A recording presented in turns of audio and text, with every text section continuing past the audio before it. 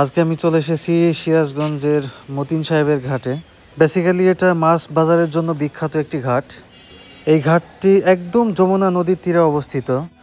ওই যে একটু চোখ মেললে দেখতে পাচ্ছি যমুনা নদী বয়ে গেছে। মতিন সাহেবের ঘাট সিরাজগঞ্জের একটি প্রসিদ্ধ মাছের বাজার, যা যমুনা নদীর তাজা মাছের জন্য সুপরিচিত।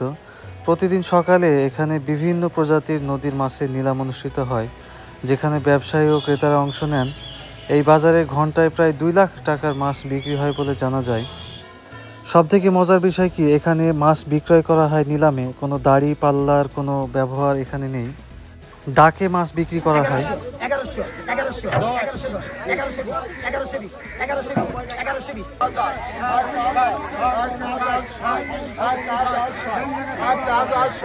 কত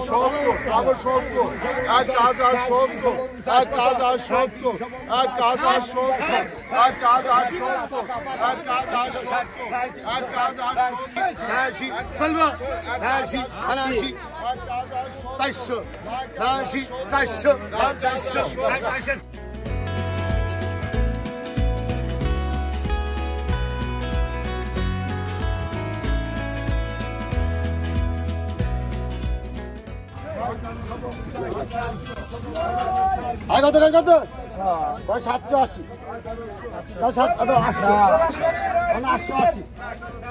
880 টাকা, 900 টাকা, 980 টাকা, 980, 980, 980 টাকা, 980 কত?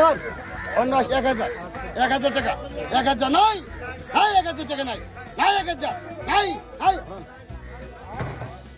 আমরা যে পাত্রে মাছ দেখলাম, এই পাত্রটি সেল হয়ে গেল মাত্র 1000 টাকায়। এখানে কোনো ওজনে বিক্রি হয় না, আমি আগেই বলেছি। একদম সিম্পল একটা পরিবেশে বাজারটি বসেছে, দেখে আমি মুগ্ধ হয়েছি। এখানে কিন্তু যমুনা নদীর প্রায় সব মাছগুলি পাওয়া যায়।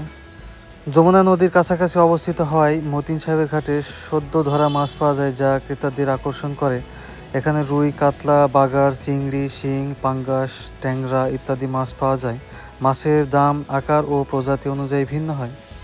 উপর থেকে দেখে মনে হচ্ছে খুবই ছোট্ট একটি বাজার, কিন্তু এই বাজারের বিশেষত্ব অনেক বেশি। এই বাজারে যে মাছগুলি পাওয়া যায় না, খেলে মনটা ভরে যায়।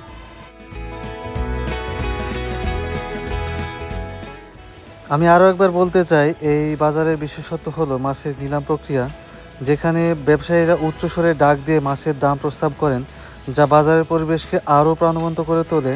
এই ঘাট সিরাজগঞ্জের মাছ ব্যবসায়ীদের জন্য একটি গুরুত্বপূর্ণ কেন্দ্র হিসেবে বিবেচিত হয়। সিরাজগঞ্জে আসলে অবশ্যই মাছ নিতে ভুলবেন না কেউ এই ঘাট থেকে।